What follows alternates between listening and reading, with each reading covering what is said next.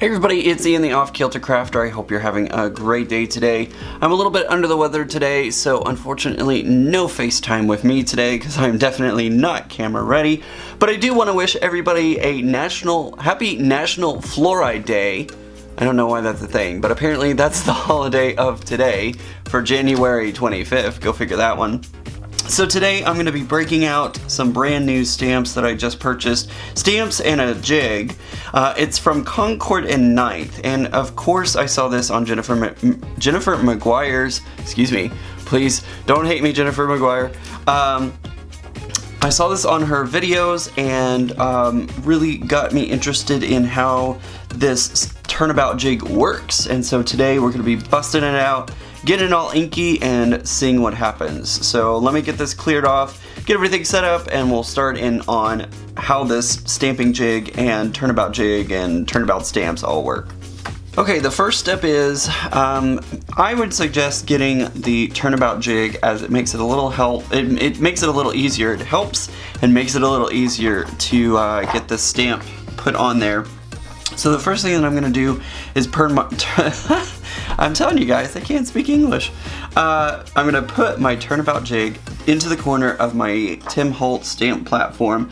I'm going to match these crossed lines with the dashed lines on my jig so that way they line up. As you notice, I can't push this piece. This actually comes with the stamp set, so that way you know exactly where to line everything up at.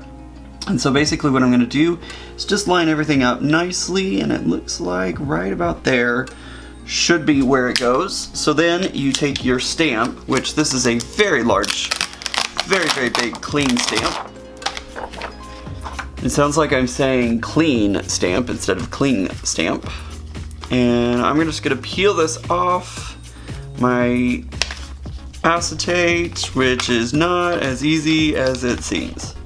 That was a lot harder than I thought it would be. Alright, so now what you do is you find how everything lines up, and then you're going to match that with the shape underneath. Now this used to be a lot harder from what I hear, because they used to not do this.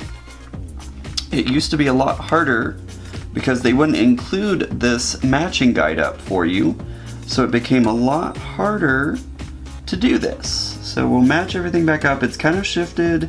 You kind of have to futz with it a little bit, but it should be pretty close.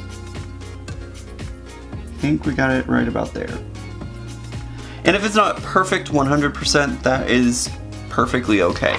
So now what you're going to do is you're going to close the door, and you're going to pick it up. Remember guys, if you're using the Tim Holtz stamp platform, make sure that you're on the clear side because this is a clear stamp. I'm going to turn it over, I'm going to put my jig back in the corner, and I'm going to peel my template off of my stamp.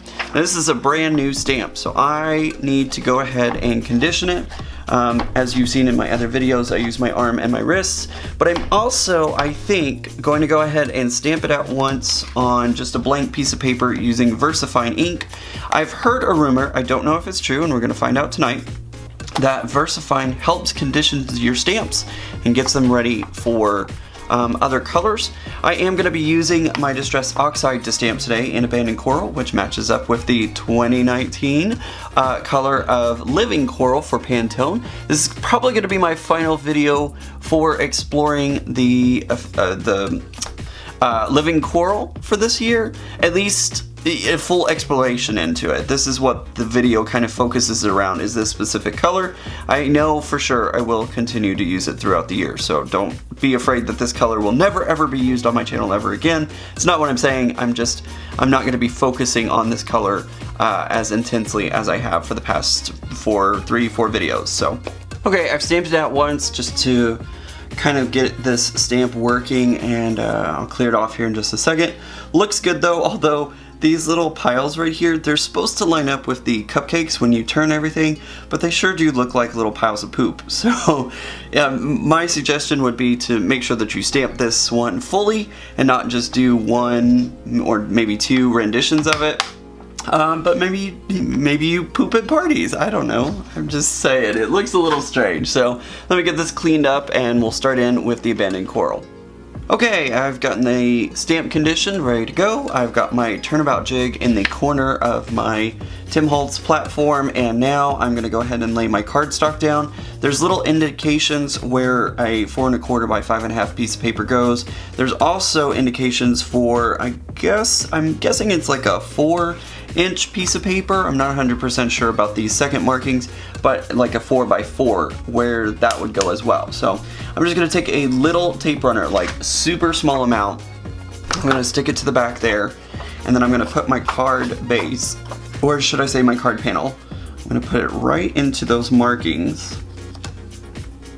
And if it's not 100%, it's fine, it's whatever.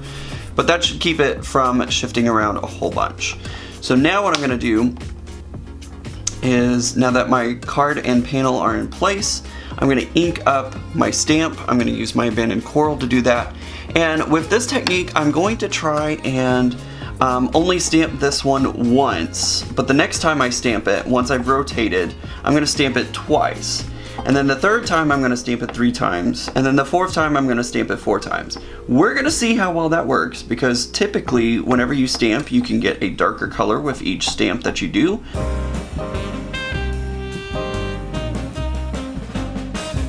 However, I'm hoping that I get a good coverage to begin with. That's the important part, is making sure that you get good coverage, so that way you can do, you don't have to stamp it a second time the first time.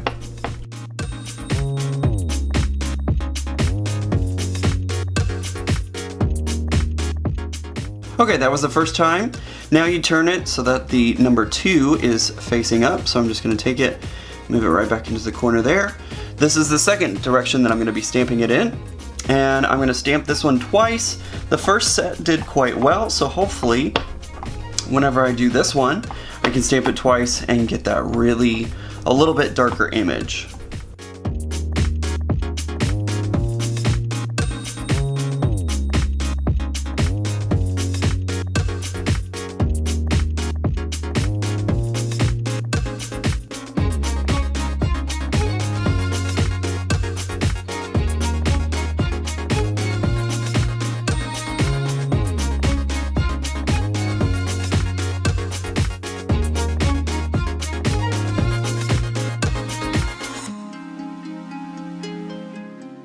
Alright guys, there is all 4 stamps. I tried to do that where it basically I added more dye or more ink onto it each time I stamped. So the first one I only did 1 stamp, the second one I stamped it twice, third one I would have gone 3 times, but I noticed that I wasn't getting any difference in color. I was pretty much getting the same color variance no matter how many times I was stamping it. I also noticed that I somehow got it just slightly off from where it should have been, so things didn't quite line up like I would have liked them to, but I still think this is a great background. It's a lot of fun, and you know, it's hard to do those randomized backgrounds, so I think this is a great way for you to not have to think about it and for you to just stamp it. It makes, to me, it makes a whole lot of sense and makes it a little bit easier. Let me get cleaned up and we'll move on to the next part.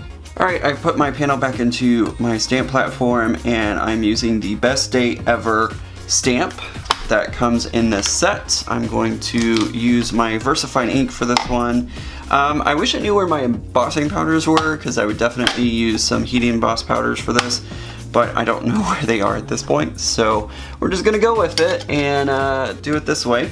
I think that black will show up quite nicely up against that abandoned coral, so I shouldn't have to worry about it too much. But if I were to do this card again, I would probably use that heat embossing powder. So the Turnabout Jig is made of plastic, which makes it a whole lot easier to clean. You just take a baby wipe, clean up all that ink, and dry it off, and you're good. So I have my card panel, I have my card base. The base is made out of 110-pound cardstock from Nina. It is the Solar White, and I'm just going to take my Kukyo, I don't know how to pronounce that, but it's the dot liner that, of course, who else suggested this? Jennifer Maguire. Yep, you're right. So I'm gonna do that onto here, and I've heard a lot of people say really good things, and I just got cat hair underneath the glue, so you know, what project's not complete without a little bit of cat hair, right? Alright, there we go. There's the card. It is a quick and simple one. I really was just trying to experiment with the Turnabout stamp and kind of get used to that. I've learned some things from using it, and I hope that next time I use it I can get it a little bit better put together. But I still think this is a fun card and something fun for your recipient, and of course uses that wonderful Distress Oxide color that matches up with the Pantone color of Living Coral, not Abandoned Coral, but Abandoned Coral for Distress Oxide, Living Coral for the Pantone color. So, hope you enjoyed this video. If you did, give it a thumbs up, let YouTube know that you liked my video, and then hopefully they'll share it across YouTube land. Also, make sure if you're not already subscribed, you hit that subscribe button down below. Check it all out. I've also got my links to my social media outlets down there as well. Hope everybody has a great day, and remember guys, normal is just a setting on the dryer. Bye!